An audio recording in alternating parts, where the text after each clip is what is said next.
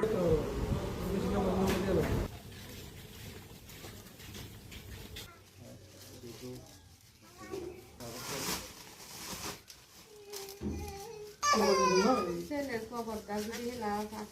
এটা কথা হইতেছে আপনার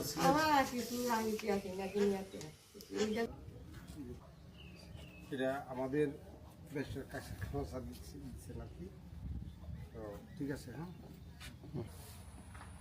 আচ্ছা, ধরেন মাননীয় deputy speaker barrister Kaiser Kamal মহোদয় আছেন, উনি আপনাদের জন্য বরাবরের মতো এই যে ঈদ উপহার পাঠাইছে। এর মধ্যে কিছু বাজার সামগ্রী আছে আপনার ইয়ের জন্যে, ঘরে রান্না বান্না করার জন্যে, আর আছে আপনার এখানে আপনার কাপড় আছে, আর আছে আপনার এখানে চাউলের বস্তা, আর কুরবানি দেওয়ার জন্য আপনার একটা খাসি দিচ্ছে, ঠিক আছে।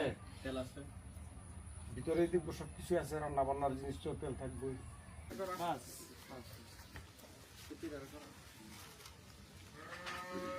5ই আগস্ট আমার ভাই উত্তরা পূর্ব থানায় সামনে শহীদ হয়।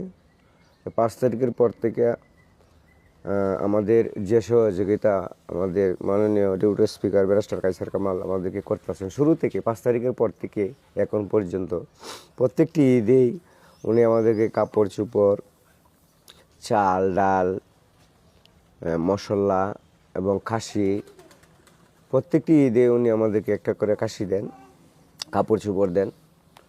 আর ওনার মতো একজন লোক পাওয়া আমাদের ভাগ্যের ব্যাপার, এটা আমাদের সৌভাগ্য, ওনাকে পেয়েছি। উনি আমাদেরকে যেভাবে খোঁজখবর নেন, অন্য কেউ ওভাবে আমাদেরকে খোঁজখবর নেন না, এভাবে আমাদেরকে খোঁজখবর নিতেছেন, আমরা খুবই খুশি ওনার প্রতি। বাংলাদেশ জাতীয় সংসদের মাননীয় deputy speaker barrister Kaiser Kamal মহোদয় গত জুলাই 2024 আন্দোলনে দুর্গাপুর উপজেলা থেকে নিহত 4টি পরিবারকে প্রতি ঈদে এবং বিভিন্ন উৎসবে তাদের পরিবারকে নানান উপহার সামগ্রী দিয়ে থাকেন।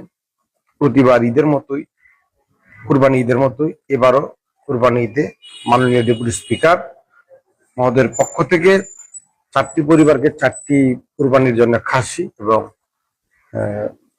অন্যান্য মানে রান্নার উপযোগী এবং পরিধেয় কাপড় চোপড়, যা ঈদের নতুন কাপড় চোপড় উনি 4টি পরিবারকে দিচ্ছেন।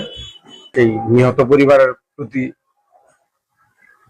যেন সকলে দোয়া করে এবং আমাদের মাননীয় ডেপুটি স্পিকার মহোদয়ের জন্য সকলে যেন দোয়া করে, উনি যেন এরকম মানবদরদী কাজগুলো অব্যাহত রাখেন।